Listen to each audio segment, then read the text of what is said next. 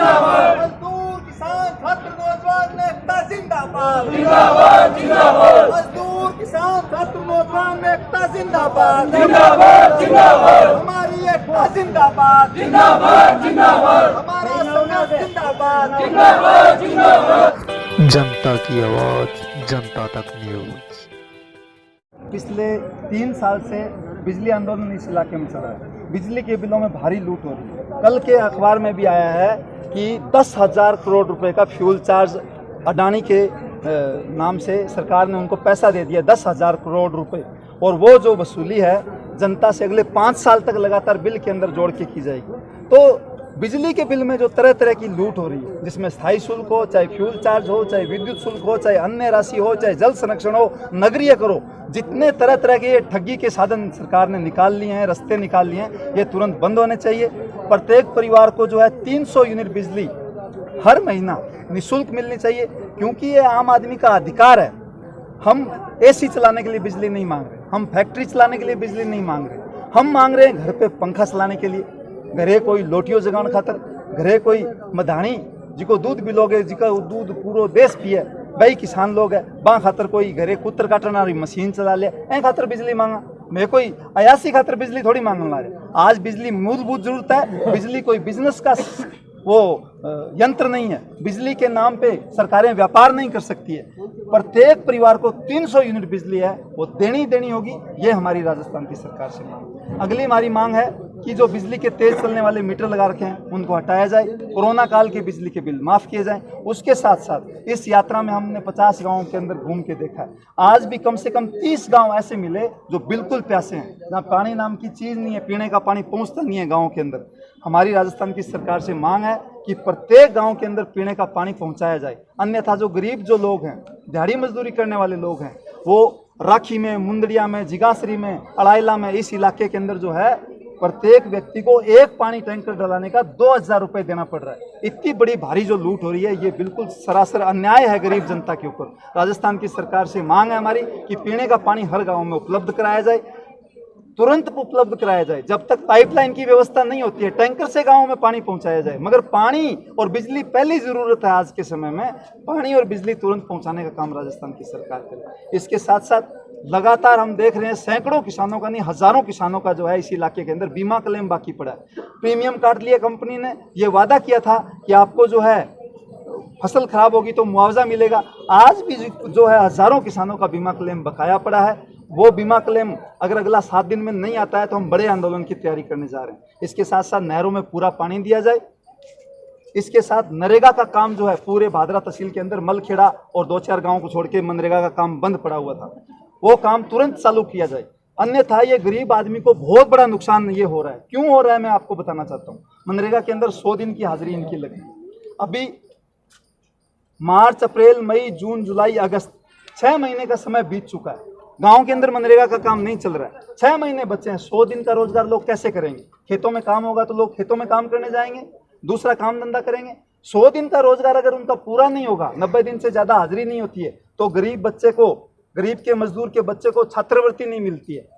घर में बेटी का शादी करना हो तो सरकार की जो योजना है 55,000 रुपये सहायता राशि जो आती है वो अटक जाती है। गरीब आदमी को मिलने वाली सारी सुविधाएं अटक जाती है।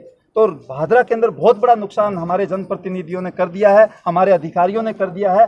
वो जो है उनको लाभ कैसे मिले ये इनका देखने का काम है। मगर अगले 6 महीने के अंदर हर गांव के अंदर कम से कम जो है ये रोजगार का व्यवस्था करा के इनका कम से कम 100 दिन रोजगार जो हर मजदूर का पूरा करवाया जाए, ये हमारी मांग है। इसके साथ साथ बुजुर्गों को जो है वेतन जो तनख्वाह जो मिलती है ये पेंशन की, वो हर महीने का जो 700-800 रुपये जो मिलता है उसको बढ़ाकर 3,000 रुपया किया जाए। किसान और मजदूर के कमर पे ये देश टिका हुआ है, इनके कंधों पे ये देश टिका हुआ है। जब विधायकों के, मंत्रियों के लाखों रुपए का अगर तनख्वाह है, उनको लाखों रुपए का जीवन जीने का भत्ता मिलता है, उनको मकान मिलते हैं, फ्लैट फ्री में मिलते हैं, मोबाइल फ़ोन उनको फ्री में मिलते हैं, आजीवन उनको पेंशन मिलती है, तो गरीब जनता, मजदूर, किसान की पेंशन बढ़ाने में कहाँ दिक्कत है? तब उनका खाना खजाली क्यों हो जाता है? हमारी राजस्थान की सरकार से मांग है कि ये बुजुर्गों की पेंशन बढ़ाकर जो है 3,000 रुपये महीना किया जाए।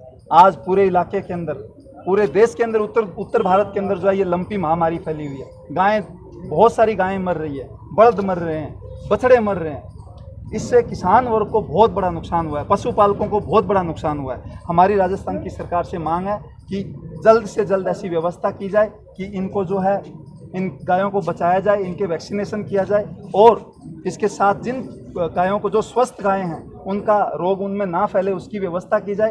और जो जिनके पशु मर गए, जिस किसान का, मजदूर का, महिला माता बहन का जिन्होंने अपनी गाय खो दी, बछड़ा बैल खो दिया, जो उनको नुकसान हुआ है, उसका आंकलन करके जल्द से जल्द उनको उचित मुआवजा दिलाने का प्रबंध किया जाए।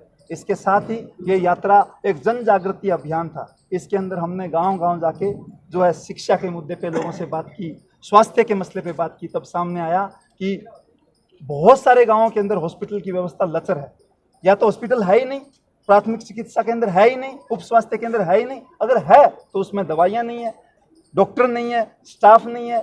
आज मान लो जिगाश्री, मुंदड़िया, बहुत दूर दूर के जो अड़ाइला जैसे शोराटाडा जैसे गांव है, मालकस जैसे छोटे छोटे गांव हैं, जहां रात को अगर डिलीवरी का भी अगर कोई केस आता है तो हॉस्पिटलों के अंदर कोई सुविधा नहीं है। वो भादरा उनको आना पड़ेगा या दूसरे हिसार जैसे निजी हॉस्पिटलों में जाके, दूसरे शहरों में जाके इलाज कराना पड़ता है। हमारी उनसे मांग है कि हर गाँव के अंदर हॉस्पिटल की व्यवस्था की जाए, पशुओं के हॉस्पिटल खोले जाएं। आज इतनी बड़ी महामारी आई है, अगर पशुओं की चिकित्सालय की व्यवस्था होती तो इतना बड़ा नुकसान इस इलाके के अंदर शायद नहीं होता, बहुत सारे पशुओं की जान हम बचा सकते थे। तो हमारा मांग है सरकारों से कि इन पे वो गौर करें, और खास करके जो केंद्र सरकार है पूरे देश के अंदर जो है निजीकरण का जो दौर चला रही है, जिससे खासकर युवाओं को बहुत भारी नुकसान हुआ है, उनकी नौकरियां जा रही है। राजस्थान केंद्र की सरकार से हमारी मांग है कि निजीकरण पे तुरंत रोक लगाई जाए, और जो ये पूंजीपतियों के साथ साठगांठ करके देश बेचने की जो योजना सरकार ने चलाई है उसको तुरंत रोक लगाई जाए। आने वाले समय में अगर हमारी मांगों को पूरा नहीं किया जाता है तो ये सब लोग मिल के एक हम बड़ा आंदोलन की इस इलाके के अंदर तैयारी करेंगे। सर बताइए, पिछले हफ्ते में मुख्यमंत्री ने शहरों में 100 दिवसीय रोजगार की घोषणा की है और वो लागू भी है। आप 5 सितंबर से हर गांव में गए हैं, क्या वहां पर मनरेगा का काम शुरू हो गया, आपने देखा? देखो, हम जिस दिन से हमने यात्रा शुरू की थी उस दिन 5 गांवों के अंदर काम चल रहा था। जिस दिन 5 सितंबर को जिस दिन यात्रा रवाना हुई उस दिन 5 गांवों के अंदर काम चल रहा था। उसमें था मलखेड़ा, मलसीसर, किराड़ा और 2 गांव और थे। उसके बाद जो है कुछ कुछ गांवों में काम शुरू हुआ है, मगर आज भी जो है बड़े इलाके के अंदर मनरेगा का काम नहीं चल रहा है, राजस्थान के बहुत सारे हिस्सों में नहीं चल रहा है। तो मुख्यमंत्री से हमारी मांग है कि जल्द से जल्द जो है काम शुरू किया जाए, गरीब जनता को इससे राहत मिलेगी। हम ये मांग करते हैं। आम जनता को आप क्या संदेश देना चाहते हैं? आम जनता को हम ये संदेश देना चाहते हैं, नौर, भादरा, राजगढ़ और आसपास के इलाके की जनता को संदेश देना चाहते हैं कि भैया अपने हक की लड़ाई हमें सबको मिलकर खुद लड़नी पड़ेगी। जैसे आपने देखा होगा बसों के अंदर लिखा रहता है, प्राइवेट बसों के अंदर खिड़की कोने में लिखा रहता है सवारी अपने सामान की रक्षा खुद करे।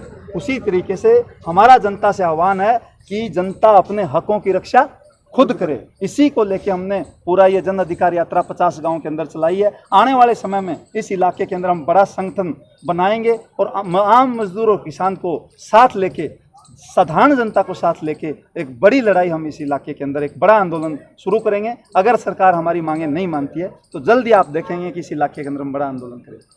अगर आगामी नीति आपकी आंदोलन की रहेगी, बड़े पुरजोर बिल्कुल आंदोलन की रहेगी। जैसे ही खेतों में काम खत्म हो जाएगा कुछ दिन के अंदर, तुरंत उसके बाद हम रणनीति बनाएंगे और इस इलाके के अंदर बीमा को लेके, मनरेगा के मुद्दों को लेके, बेरोजगारी के विषय में, शिक्षा के विषय में, स्वास्थ्य के मुद्दे पे और जो बिजली का जो हमारा लंबे समय से संघर्ष चल रहा है, इन मुद्दों को एक साथ करते हुए, आम जनता के हक अधिकार को एक साथ करते हुए पूरे इलाके की जनता को, मजदूरों को, किसानों को हम साथ लेंगे और एक बड़ी लड़ाई का आगाज करेंगे।